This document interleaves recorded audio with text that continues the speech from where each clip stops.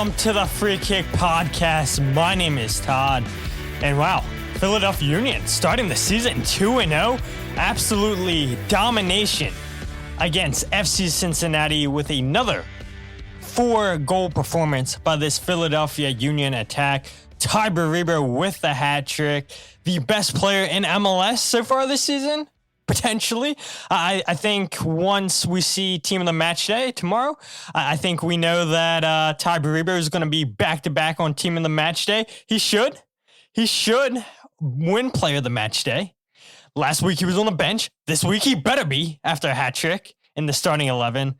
But the vibes are high in Philadelphia, just like the vibes are high tonight because we have MLS's own José Nuñez joining the show. Jose, how you doing? That's going to get old really quick, pal. No, I'm good. No, I appreciate it. Officially submitted and got published my first article, which is great. I feel really, really good about that. Really proud. A lot of really good feedback, though also a lot of good learning experiences. And I think I told you, Todd, yesterday while I was typing away, and you can tell that I was a little anxious about it. This is the first time I've had to get writing reviewed by someone else since graduate work, right? So like it's been entirely too long to have that sort of like feeling in your stomach of submitting a blue book or like a document, right? Like a Google Doc for someone to critique it and make edits and whatever. But it was a good game. I'm glad it was good because it allowed for me to write about someone other than Messi, which is I think what a lot of the fan base across the league wants, and that's exactly what I did. Yeah, I mean, the Union can have asked for a better home opener last night against FC Cincinnati. You couldn't have asked for a better performance from a Union player to get your first assignment in for MLS. And yeah, I mean, you got so many kudos, and I'll give you your kudos again. I mean, it's probably like the 10th time, dude. I mean, for me personally, like, I love reading different people's reports on MLS, but for me, like seeing somebody that I actually know, have an actual personal relationship with, writing for the website makes me that more proud. And so I know the best is yet to come for you, and it's going to come second nature to you the more and more you do this. And yeah, just super proud and happy to see your work published for national media, and more and more people get to enjoy José Nuñez just like the Philadelphia Union community does.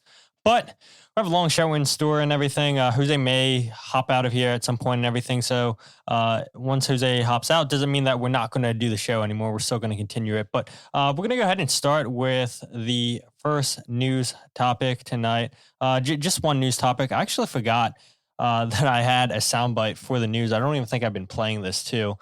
So I got to do my whole little spiel of going into the news because look, we've just been vibing doing this podcast the last couple weeks, Jose, and it's like, wait, I forgot. I have a soundbite set up for this. I have a soundbite set up for that. But the one news topic we're going to talk about is MLS releasing the spring roster profiles. So let's get straight into the news.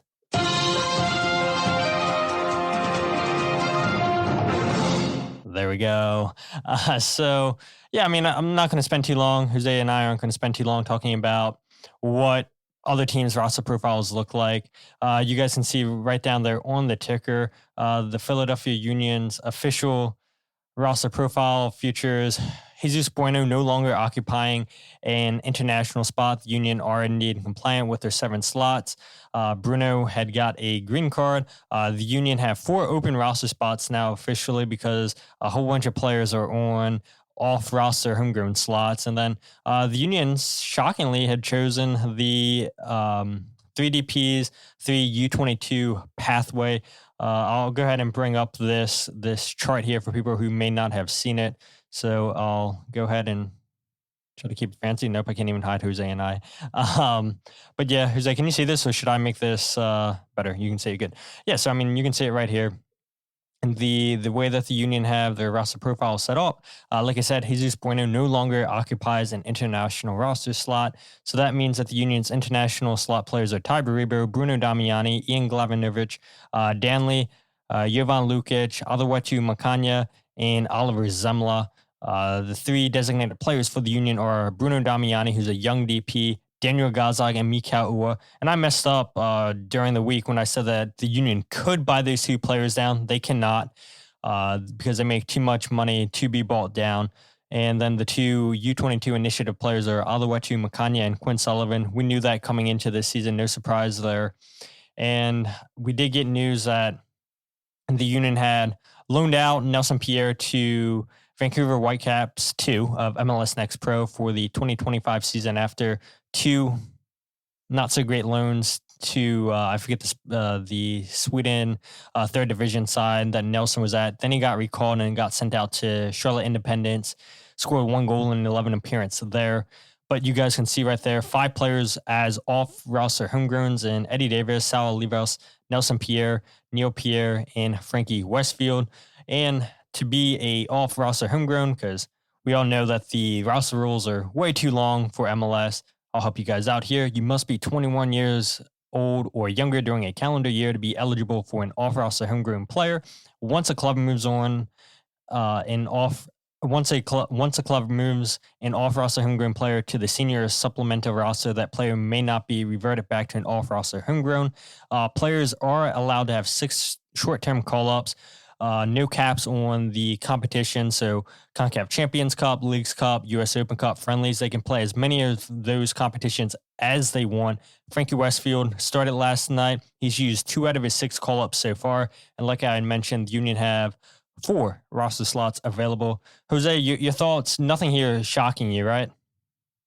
Nothing at all. And, I think the biggest thing was Jesus Bueno getting his green card. And the more and more I thought about it, and I know we've been very clear with Bradley and how we've asked about this topic, right? Who is or how are you going to solve this? And he sort of let on, right, that someone in the summer, and I assume that's Oliver Semla, but never really a mention of Bueno being through the process. The process is extensive. The process is expensive as well, I believe.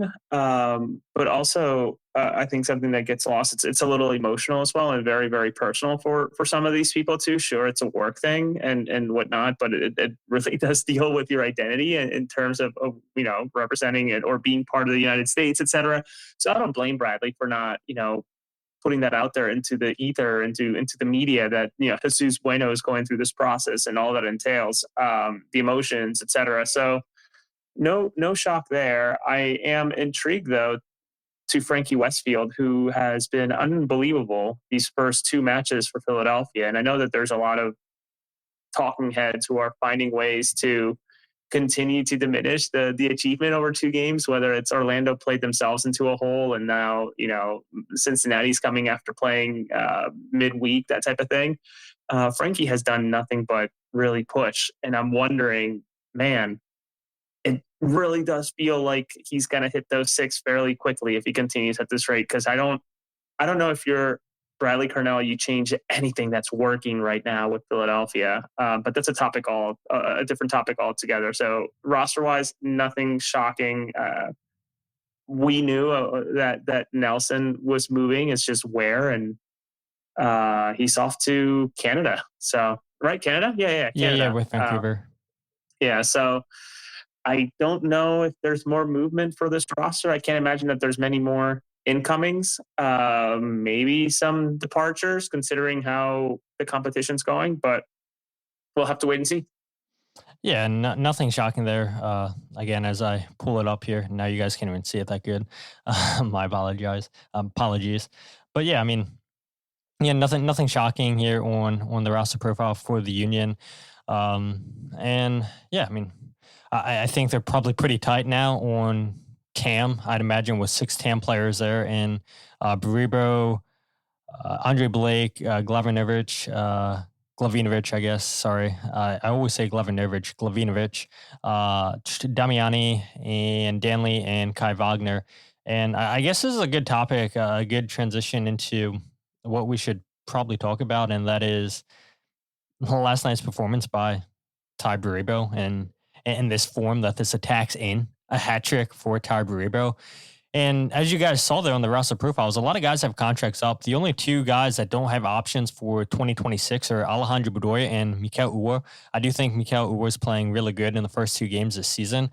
But the way that Tai Baribo is playing, him and his agent may be hitting Ernst Tanner saying, hey, all we do is score. 16 goals and 22 starts last year for the Union in all competitions.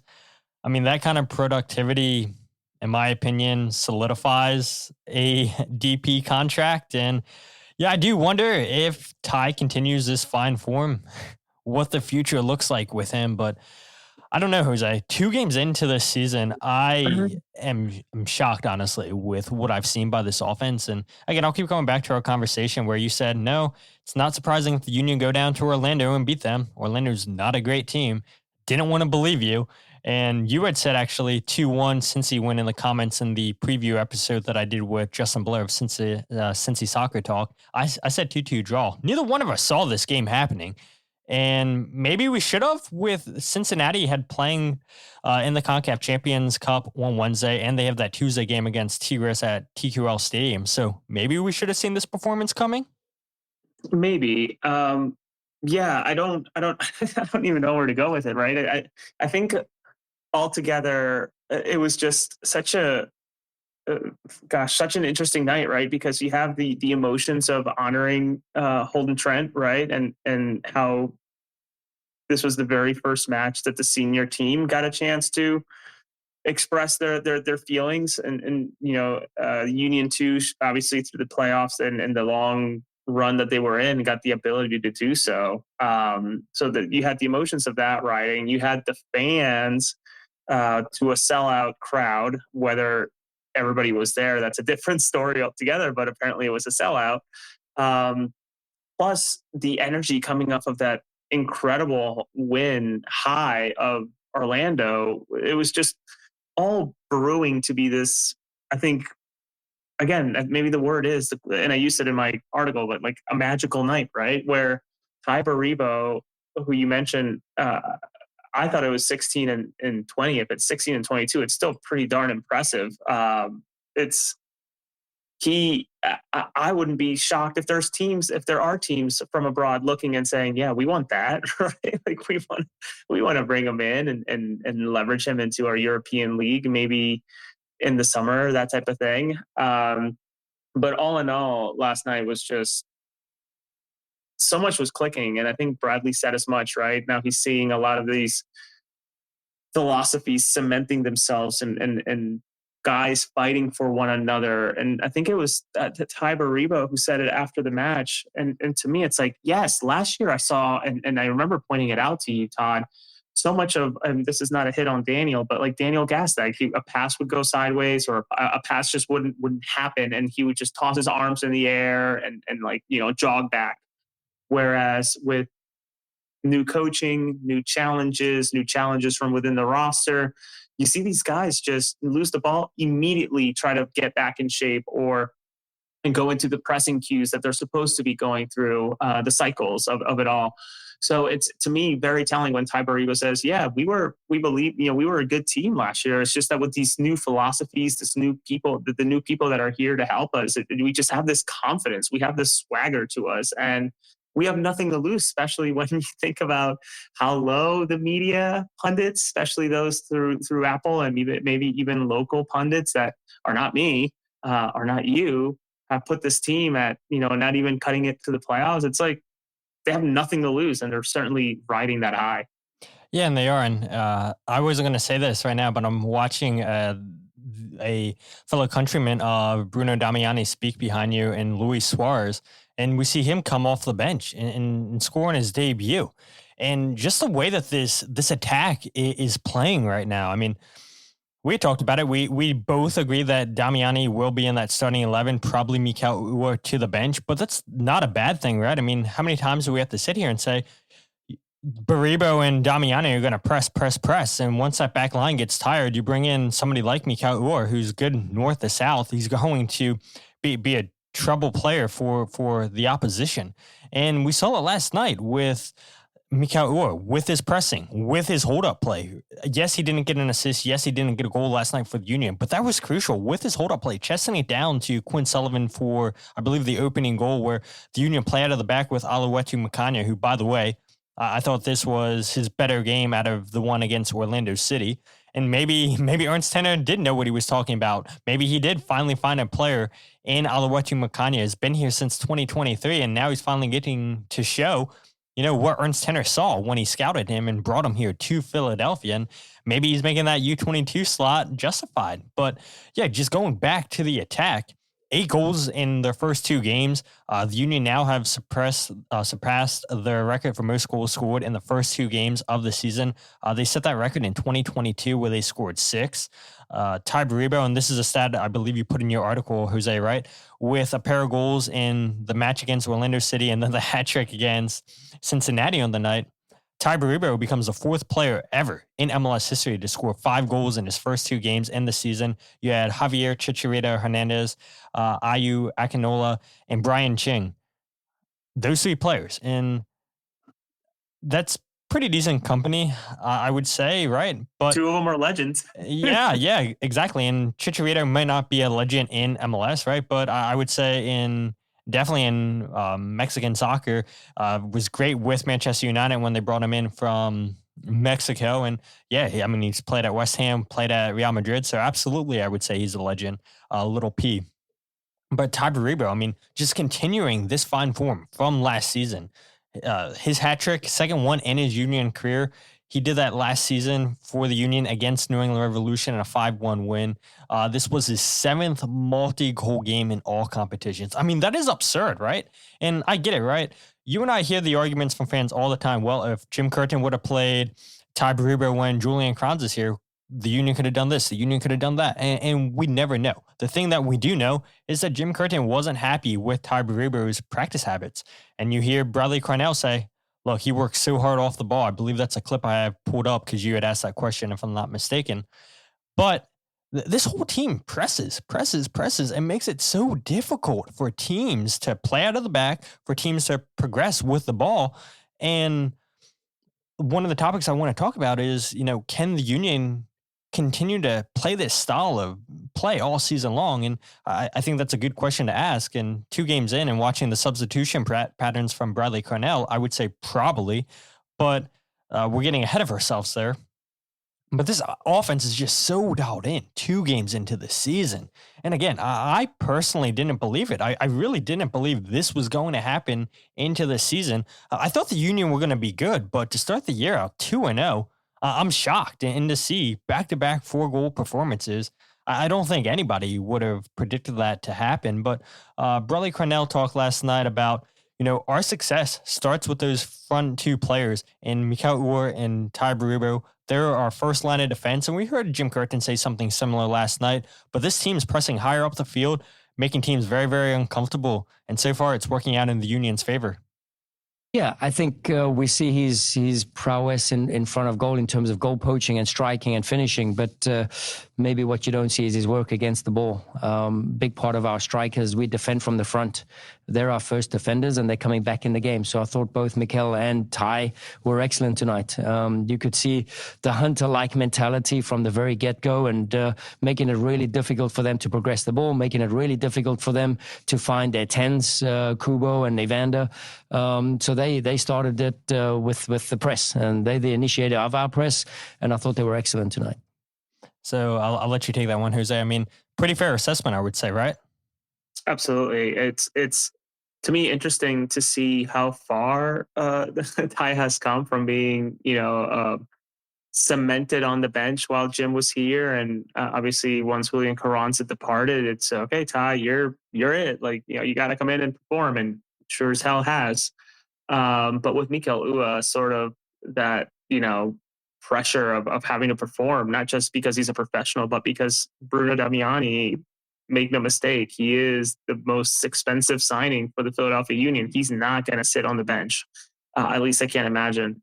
So to see both of them go on and be the first line of defense and really mean it, and I haven't dug deep into the statistics of their pressures, how successful they are. My guess is that one of them is probably going to be between Baribo and Damiani. I would go ahead and guess that one of those three will lead the team in yellow cards just because of how much they're going to be asked to press and slow down the attack all the way from the very, very top. And I also wouldn't be shocked if next week, and I know it's going to feel unfair, but I wouldn't be shocked if next week it is a Tai and Damiani, because that Damiani goal, some dubbed it as a poacher's goal. To me, it's like perfectly timed run and just laid out his body. I don't see how that's a poacher's goal whatsoever. So I'm so curious to see how these three gel and continue to be the first line of defense that Bradley talks about. Yeah, and there's a lot of comments coming in, guys. I have them starred because you guys are already thinking ahead of me. Just the topic points that I have, and maybe you guys saw overhead when I promoted on Twitter. So I'll go ahead and pull up your comments once we get to those sections. But there was one question here from Kyle Pallet, or maybe not a question, an opinion from him. He says, think our new field dimensions will definitely help with the style of play at home, at least. And this is something that you wanted to ask midweek, but you got caught up with your actual work. And you knew that this would be a potential that the Union would change your field dimensions. And yeah, sure enough, the Union's field did indeed get smaller, not significantly smaller, but smaller nonetheless. And we saw it with Nashville under BJ Callahan. And this isn't unusual for teams to do once they bring in a new coach and everything, because it's why they call it home field advantage. Just any little advantage you can have. And for a pressing team like the Union wanting to make the field narrow, you definitely want to take advantage of a smaller field and making it just nice and compact. And maybe Cincinnati was caught off guard by that. I don't really think so. But yeah, I do think the Union will use the field dimensions to their advantage. And yeah, I'm glad that Bradley, praised Mikal Uhre there and Tai Baribo for just setting the tempo in this game with their press. And again, it just goes to show you that you don't always need to get on the goal sheet. You don't always need to get an assist. It's what you're doing off the ball. And yes, I know the argument with fans is, well, you pay Mikal Uhre over $2 million. You want him to score goals. But the truth of the matter is, like, he's doing so much off the ball that's justifying him getting into this team week in and week out. And I'm sure, like Ali says here, he says Damiani starts with Tai next game. I do believe that against New England, but I don't know. Maybe he doesn't, because they play in turf in New England, and I don't know if he's ever played in turf before. I don't know if that really is going to make a difference, but I do agree with you, Ali, that Damiani probably does start next week. Michael says, helps that we don't have many competitions if we plan to press all regular season. And that's true, right? I mean, you bring up a fair point. The less competitions, the better for this style of play. And this would be the time to win MLS Cup, right? When you're in less competitions and you can just go all out and not have to worry about load management. So it's a fair point there by you. But I thought another thing that was interesting in the locker room was Daniel Gazdag talking to the media, and we're not allowed to record in the locker room area anymore. We are allowed to get audio, just not video anymore. So unfortunately, I don't have the video of the players, but we do have audio. So I'll play that here for you guys. Fully respect the union's rules and what they lay out for what we can and can't do. Just thankful that we are still allowed to record audio. But Daniel Gazdag was asked, can you see signs getting back to 2022, 2023? Do you guys fear any opponents in the league? Do you guys think other opponents are better than you? And this is what Daniel Gazdag had to say. Yeah, personally, I don't think these teams are better than us. We had a bad season last year, but before that, we've been really good, and we almost have the same squad. Now, I think we just have to find back to the way that we've been playing before, and I think we are doing a good job with that. As I said, I mean, there are really good teams in the league, but I don't think that there is a team that is like outstanding. Teams are pretty close to each other, so I think we can be in the race to the playoffs, and then we will see. Yeah, and this is a team, Jose, that 2 games in, I know it's super early, everything's clicking, and they definitely keep this up. They're a playoff team, and anything can happen in the playoffs. But to Michael's point, right, if they continue to go out there and press, This would be the year to win MLS Cup, where you have less competitions, you finally have depth, you can play this high press style of tempo play that Bradley Carnell wants to play, and anything happens come playoff time. But yeah, I mean, Daniel Gazak's been here since 2021. He's seen the good and the bad with this team. The bad, missing out on the playoffs last year, and he was with a really good attack in Julian Kranza, Mikael Ua, and himself in 2022 and 2023. And I think we are starting to see signs of life, Jose, getting back to that form that we saw in those 2 seasons. You start to sort of feel that way, right? Especially when you talk about that stat comparing 2022 and how this start has already surpassed it. You sort of get this feeling of, oh man, maybe this is going to be special, and it's all too early, of course, all too early. And how poetic would it be if this is the year that the Union go on and win something like the U.S. Open Cup, right? Like after all those attempts, like this is probably the best year to do it when you think about how few competitions the Union are in, right? It's almost like a flashback to when it was just U.S. Open and MLS Cup, right? So it'll be intriguing to see how this team continues to gain fitness, continues to find ways to streamline the press, but also continues to gel better and better and find one another and keep progressing through the field rather than because we joked about this in the press box, Todd, but like,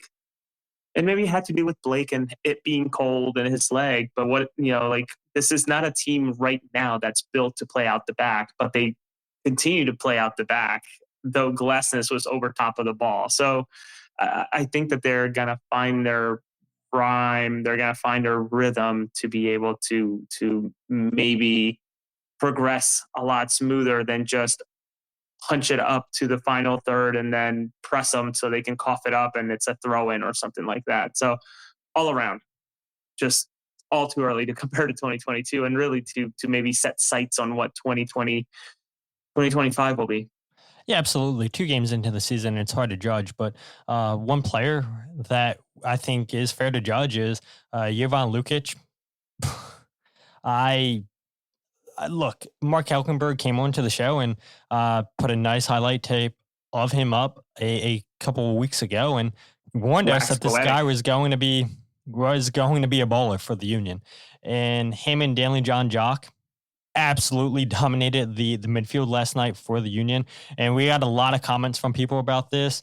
Comment here, DJJ and Lukić are dogs in the midfield. Absolutely agree, Raspberry. We had a comment here from Michael saying Lukić and Danley just shutting down the attack, serving it back down the field. It's really fun to watch. Yeah, I agree. And feel free whenever you have to go, Jose, just go. But I did want to bring this up, right? Because you and I, that's a player we kept focusing on last night was Jovan Lukić. And this guy, talking to some people in the organization, they say this is a complete steal. They are absolutely in love with Jovan Lukić. And I had said, if he continues playing this way that he's playing, maybe he potentially gets called up to the Serbian national team.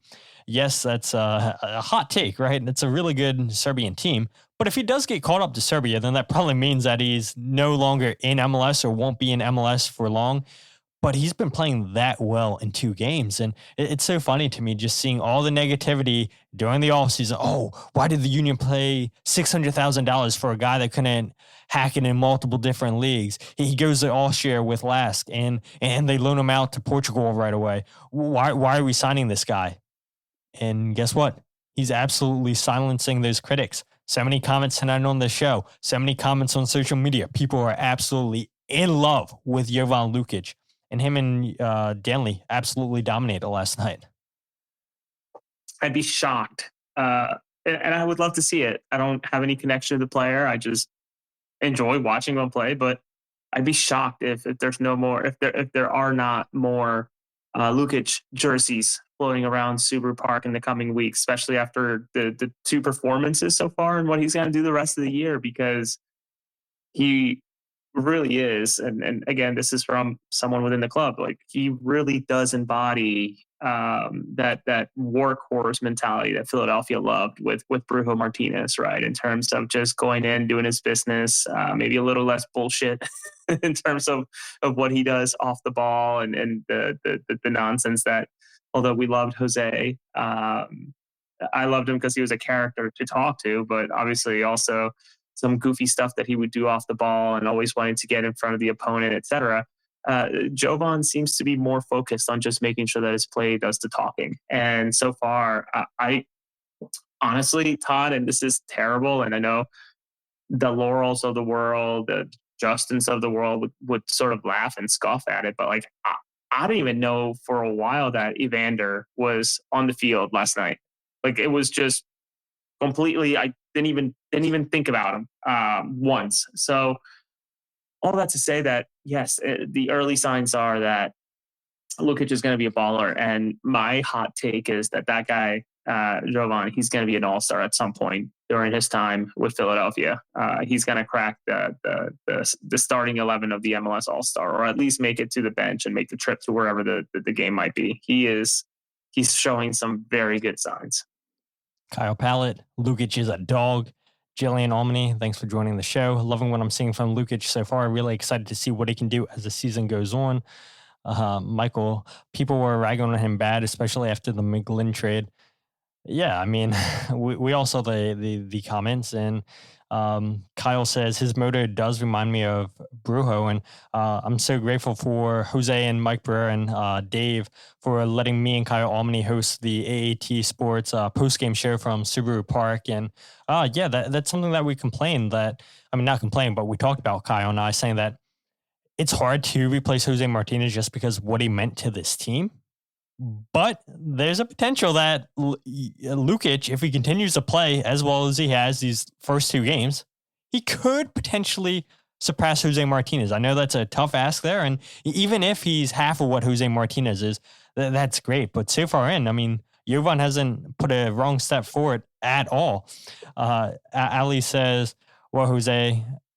Whoa there, Jose. It's been 2 games. No. He's been that good. And you had made a comment to Stu Holden, I believe I saw on Twitter, Jose, where he was talking about the Philadelphia Union beating Orlando City and FC Cincinnati. And you had told him, hey, pay attention to Jovan Lukić. This guy's the real deal. And he was like, yeah, I appreciate that. Yeah, he is. And I hope more and more fans start to pay attention to Jovan. They just absolutely dominated last night. Quick stats here on the performance last night. Jovan. There it is. Go ahead. Pull up Ali's comment. I didn't watch last night. Bro, don't hit me with the, whoa, that's crazy. Brother, watch what he did to shut down Evander yesterday, okay? Just give it a watch. Let me know. Yeah, and Kevin Danke, where was he at? Oluwatu Makanya and Jacob Glesnes did a good job with him. So, I mean, the 2-star players for Cincinnati. I know Evander did score a goal after a bad clearance by Danley and a bad clearance away by Jacob Glesnes. But look, for a majority of that game, neither one of those players you knew were on the field. So good job for Danley and Jovan shutting it down. But as I was saying, Jovan, 62 out of 74 passes complete, 84 passing percentage completion, 1 chance created, 97 touches. My God, 97. And I believe this was the most touches on the field. I have to go and take a look at this. 7 passes into the final third, 3 interceptions, 9 ball recoveries. Jovan just always starting the attack, right? And what I love about him is he always wants to play forward, And it's not just him. This team in general, it's like when it's time to play in the back and build up from the back, they'll play. But more times than not, they're going to play forward. And if their pass gets intercepted, then they're going to press you and win the ball back quickly. And more times than not, that's worked out in these first 2 games. Danley, on the other hand, 43 out of 51 passes completed, also 84% of his passes completed, 2 out of 5 tackles won, 5 interceptions, 9 ball recoveries, 5 out of 7 ground duels won. Held Cincinnati to 1 shot in the first half. I mean, these guys were everywhere in the midfield, just complete domination, protecting that back line. And the double pivot seems to be working with this team in the 4-2-2 formation. And you do wonder, okay, if Jose Martinez was still here, if Leon Flock was still here, would they have the type of performance that those guys had? potentially not. But you good, Jose? No, I just got I get the thought mob alerts, and I saw Jack McGlynn was given a 4.7 rating for that Miami game. Lord. Yeah, not good. He had a turnover, Sorry. right? That led to the first goal. Triple teamed. Not great. Just a mess. Jack Elliott tried his best to help Chicago, and then they gave up a bicycle kick to Maryland's own Jacob Morel.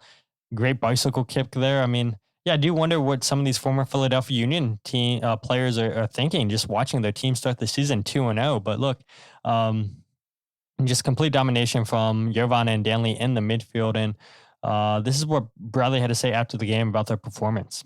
Just the connections between them, between the strikers, between the 10s, between the centre backs. They have to be everywhere, and they were. It's a tough job for them, but you can see just by being proactive on the jump and be ready to forward defend and, turn over the ball. And I think we put on a real good display in that first half. We managed it in the second half. We obviously gave up a few areas, match day 2. I would say the fitness areas there, we'll continue to keep on building that and trying to finish off these games with a clean sheet. But, I think the performance and the display we put on in the first half was excellent. I mean, that's insane. Bradley saying we're going to continue to build the fitness, because 2 games in, these guys look extremely fit. So, I mean, imagining that these guys can get even fitter, which I'm sure they can, but it's just nonstop pressing. And Bradley had made a comment last night too, saying that the team was playing a scrimmage amongst themselves today on Sunday. And I was shocked to hear that. I don't know how common that is, but after a performance like that, I thought, okay, they would surely get a rest day. Not under Bradley Cornell. It's right back to work for them. And it's a good sign, right? I mean, this is fully Bradley Cornell's team saying you guys are either going to buy in or you're not going to buy in. And as much as it may suck that, hey, look, we got to show up for work on Sunday after a dominating performance, it's sink or swim time. And so far, it seems like this whole team is swimming, and they're completely bought into what Bradley Cornell wants to play in Philadelphia. Michael says, never skip leg day. John says, Tanner knew it was time to shake up the status quo. Agreed. And they finally had roster flexibility to do that, which is such a hot take to me. Just seeing other people in the media, fans on social media saying Ernst Tanner should have done this 2 years ago. And I don't know how many times we have to tell people, Jose, that they didn't have the roster flexibility to do it. Yes, I mean, on paper, it looks like it's easy just to cut these contracts, but you only had 1 roster buyout in the previous seasons. Now you get 2. Union never took advantage of them. And you got guys on just huge contracts. Who wanted to pick up those contracts? Nobody did. And so you didn't have the flexibility to make the moves that you saw Ernst Tanner go out and make this offseason. So, I mean, again, just people complaining, yeah, this should have been done 2 seasons ago. With what roster space? They couldn't have made those moves. And so I just think that's a really lazy, ill-researched take. And yeah, they finally had the space to make those kind of moves this season. Ali says Jack McGlynn was shocking.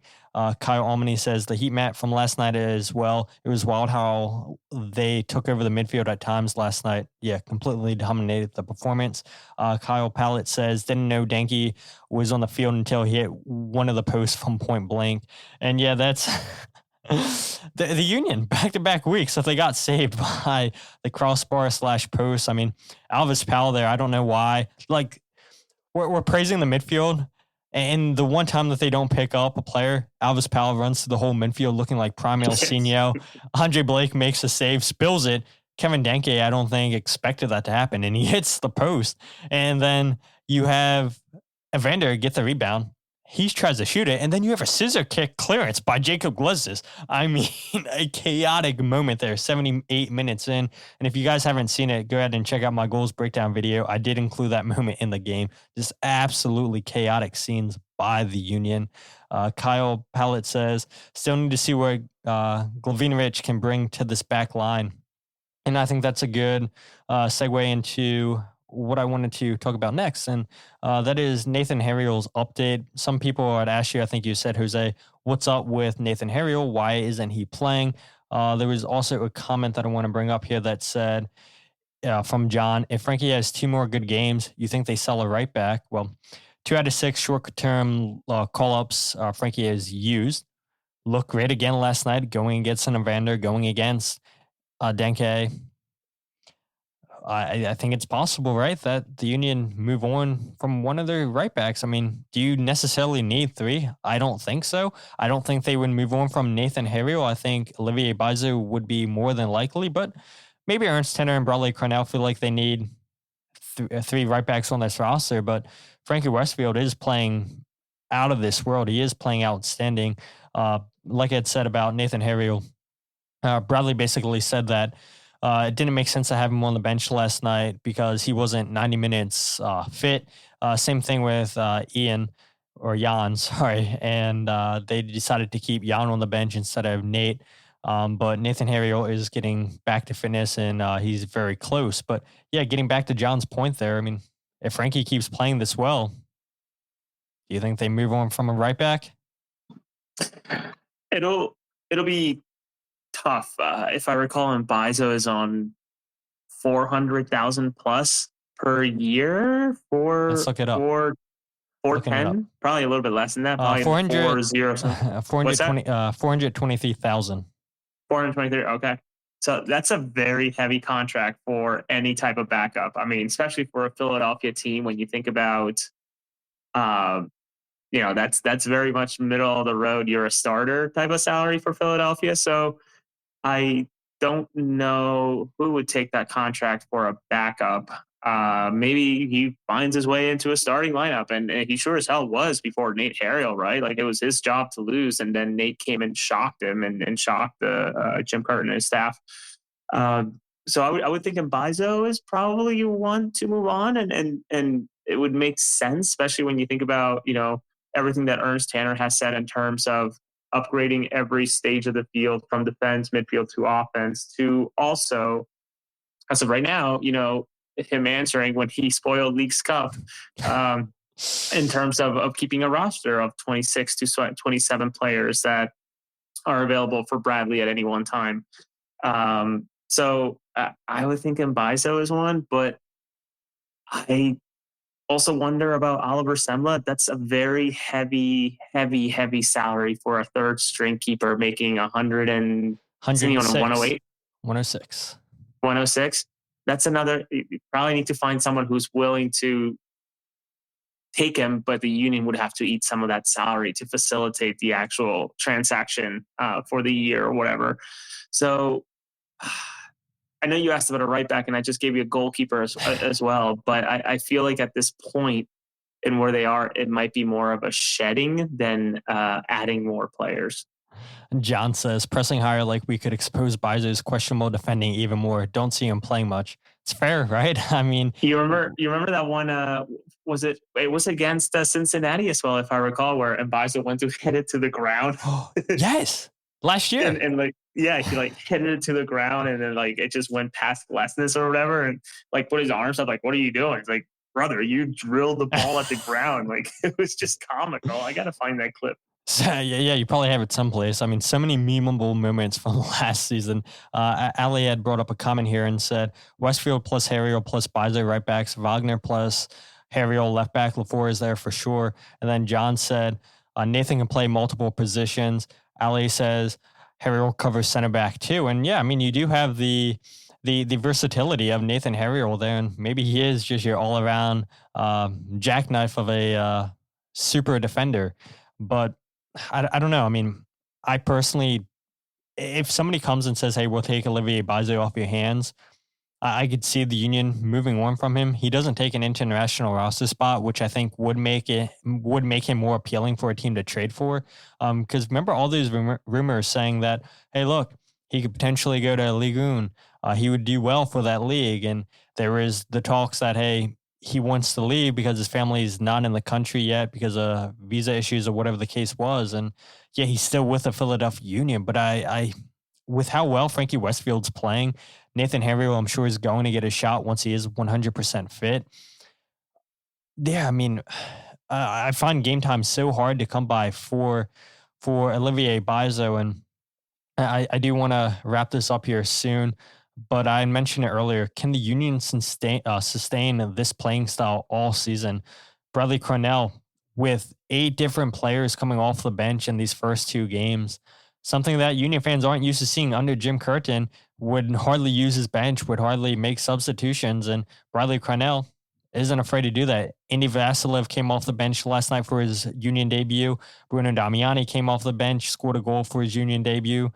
Everybody's favorite player, Kevin Sullivan, who got a crazy loud roar once they announced his name, came off the bench last night. We saw Bedoya the last game. Jesus Bueno finally made an appearance this season. Paizo played against Orlando City. So, I mean, yeah, Bradley Cornell said, I'm not afraid to use players on my bench. I'm not afraid of rotation. And so far, he's sticking to his word.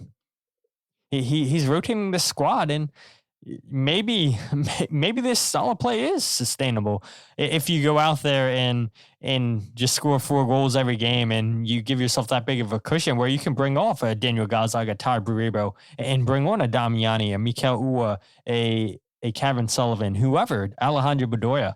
And so, look, if the Union keep hitting on these cylinders, if we all know that, okay, it's not a like-for-like switch, the guys on the bench for the guys in the starting 11, but this is some pretty good depth, I would say, and you don't lose much bringing in a Alejandro Bedoya. Yeah, he may not be as fast as he is.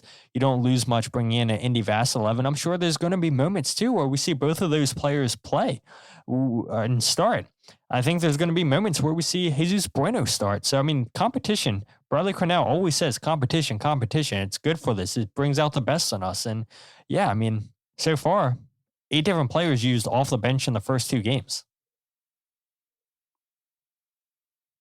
Sorry, repeat that question again. I guess it really wasn't a question. It was a statement there. Just, I mean, Bradley Cornell's just sticking with his word. 8 different players used in these first 2 games. And a lot of comments here just talking about get fresh legs in to continue the press. And that's exactly what it is. I mean, you're keeping guys fresh and rotating players that, okay, may not be at the same quality as your starting 11, but you're not losing that much. Yeah, I actually, it didn't sit well with me. And obviously there are people who are there at the club, the Mitch Hildebrands and anybody involved, Frank Lights of the world, that are involved with being sounding boards as well as giving Bradley feedback. I don't know what the thinking was to bring Kevin Sullivan in yesterday, where that game was and how hectic it was, especially when, did he come in before or after the Albus Powell break? After. Yeah, that alone would have told me, yeah, maybe we shouldn't put in the 15-year-old to deal with this or work through this. You had mentioned that during the game. You said, why are we doing this when Albus Powell just went on this crazy run? We need to lock down defensively.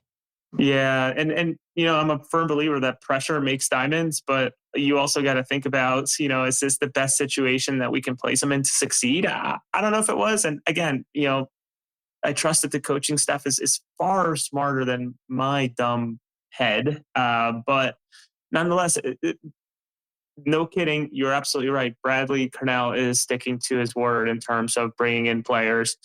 I wonder how deep into the bench he will go for some of these substitutions, right? Because if you're going on off of what we've seen in terms of Indy, Kevin, Jesus Bueno, does he eventually go down to, and I know he was a name missing that I honestly completely went over my head, but like a Jeremy Raffanello, like, does he go down? Obviously, I would think that Alejandro before Jeremy Raffanello. So I'm intrigued to see deep he goes into this and how often, considering how early in the season it is, he goes through all 5 substitutions, or he's just going to stick to 3 or 4 in the 3 sub windows that he would get. Yep. So agreed. it'll be interesting to see how he manages and navigates that. John says, yeah, Kevin getting bodied on the sideline wasn't that great of a look. Cool that he was on the field for the goal, though. I didn't even realize he got bodied. Now I'm going to have to go back and watch and see if they caught that on camera. He did. Yeah. Man. I mean, look, John brings up a point here. He says they closed the game with 2 20-year-old players, 1 19-year-old, and a 15-year-old. And for me, that talks about the trust that Bradley Cornell has with these players, with this team. Michael says he sure did. Jillian says, oh, yeah, he got bodied. I don't know what I was looking at then. I mean, maybe I was focusing too much on writing my match recap. But as we continue to get closer and closer to closing out this podcast. Quickly, I'll go over 3 stars and Blunder of the week, and we'll call it a wrap on the podcast. Again, thank you everybody for joining Jose and I live tonight for a match recap episode on this Sunday night, live on YouTube, every single podcast. Appreciate you guys being here. But that is 3 stars for me: Tai Baribo, Jovan Lukić, and Daniel Gazdag. Gazdag gets 2 assists in this game. First time, like I had said, that he's done that. The second time he's done that in his career, but first time he's done it since 2023 against Montreal. Tai Baribo scoring a hat trick. I mean, how can you not credit that? Jovan Lukić, we talked so much about him. I mean, so many players on that field last night played so well for the Union, and it's really hard to pick the 3 best. People in the comment section, let me know who your man of the match was. If you have 3 stars, who you thought the 3 best players were. Would love to highlight that here in the show. But Jose, do you have any players that stick out to you?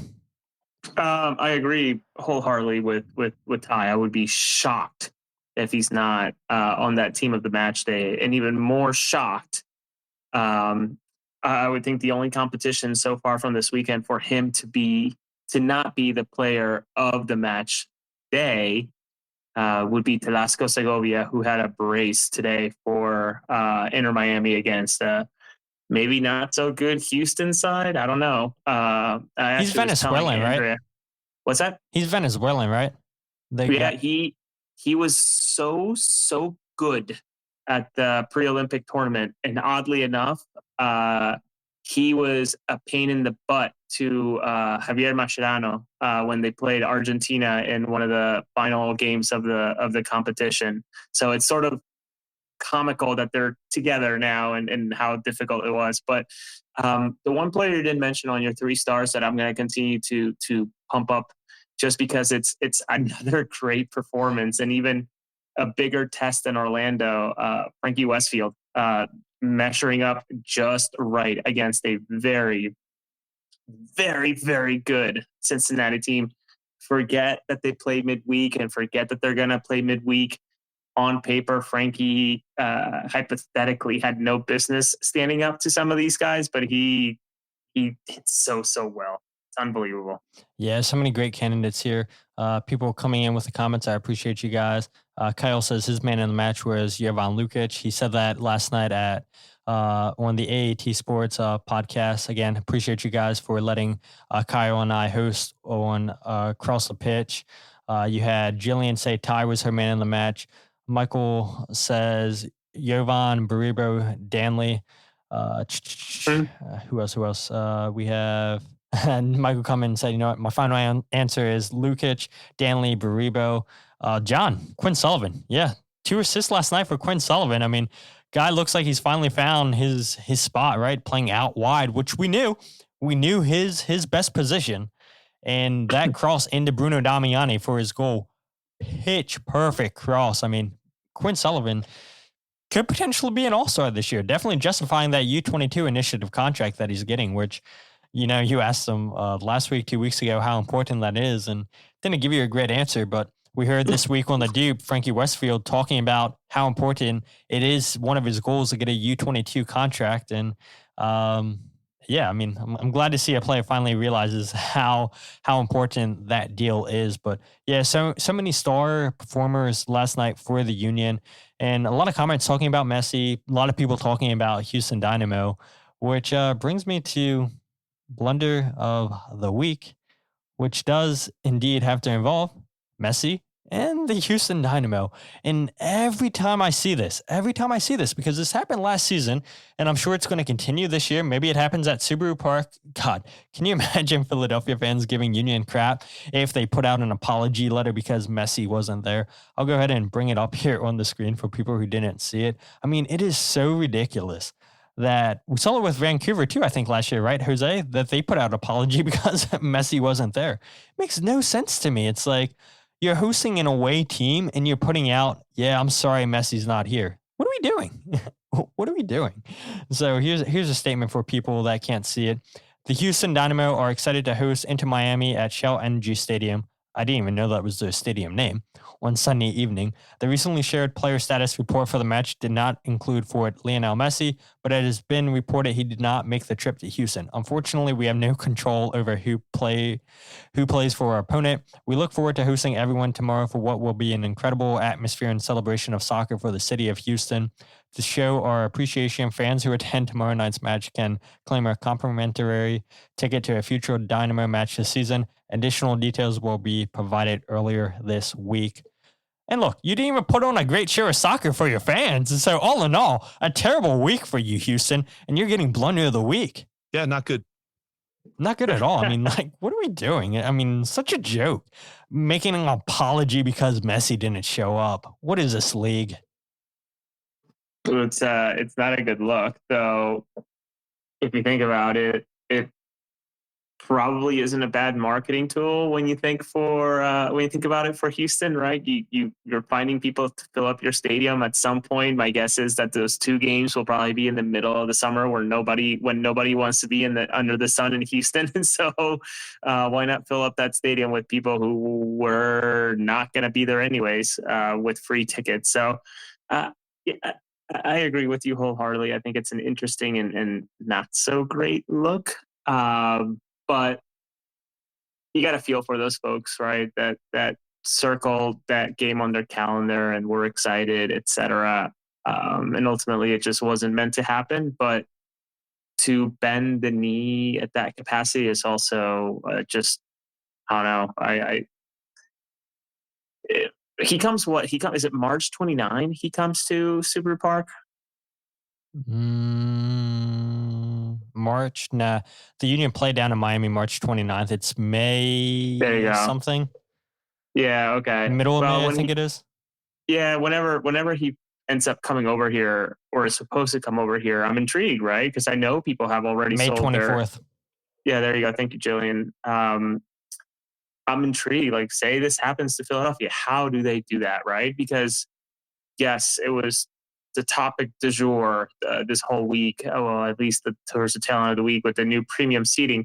You better believe that the Union are going to cash in big with that new premium seating when Inter Miami comes to town. But what if he doesn't show up, right? Like, how do you deal with that? And the Union don't have a problem selling out that stadium, mostly due to size constraints. But how do you give away tickets to games that you can't really fit more people?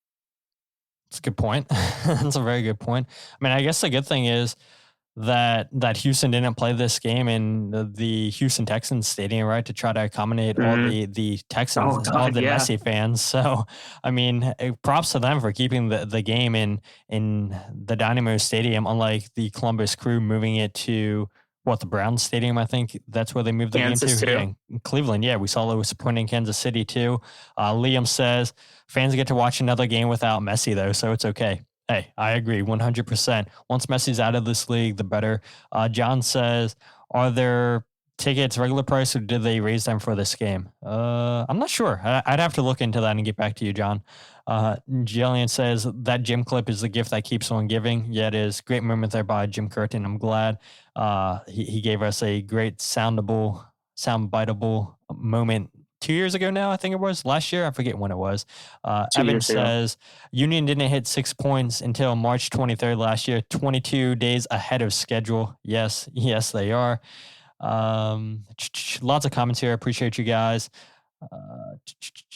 Yeah, just a lot of people not happy with this statement by Houston and how much this league caters to Messi. So yeah, I agree with you, Liam. The less Messi, the better, I think, for the fans that really care about this league. Maybe not so much for MLS, but the fans that care about this league, yeah, absolutely. But that's pretty much it for the podcast. As always, Jose, thank you so much for joining.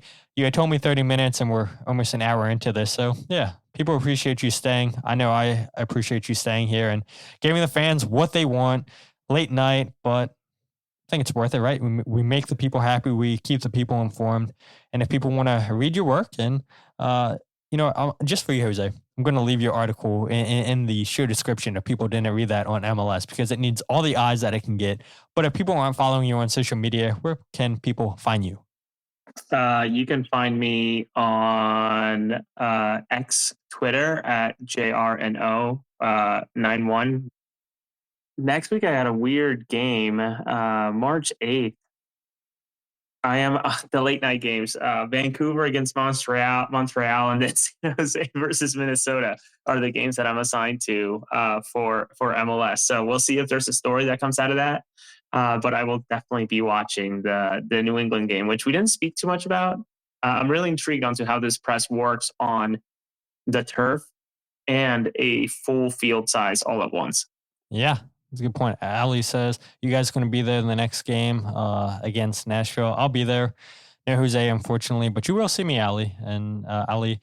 So you'll see one of us at least. But we missed you last game. And look. We asked about him immediately. And we was like, I wonder if he's here. Yeah, exactly. And sure enough, he wasn't. He should have been there. But if you guys aren't following me on Twitter, Instagram, or Facebook, follow @FreeKickPod or my personal @It's a Todd's Life on Twitter. I think Instagram's It's a Todd's Life _. I got to do a better job advertising that because I think when I go live on Twitter, I put it under my account and not the Free Kick one, and people should know where to find me on Twitter because of that, but maybe not. And nonetheless, if you guys aren't following on YouTube, live on YouTube, every single podcast, you can follow the podcast episodes on there, the goals breakdown videos, or the lives, youtube.com/freekickpod. And then wherever you get your podcast, you can check out the Free Kick and my writing, the podcast goals breakdown, all in one place. Checking out my Substack, thefreekick.substack.com. Had 2 articles come out today. 2 articles, goals breakdown video, podcast, absolutely cooking. And I feel great, even though I got home at close to 1 o'clock last night. So yeah, appreciate you guys checking out the podcast. I appreciate all the support you gave Jose and I. So many comments I get tagged in on social media saying, yeah, I love the work you and Jose do, Todd. And yeah, I mean, the love is greatly felt here by you guys listening to the podcast, people here in the chat. And yeah, I mean, like Jose and I always say, we want to keep you guys as informed as possible. But until then, my name is Todd, and this is the Free Kick Podcast.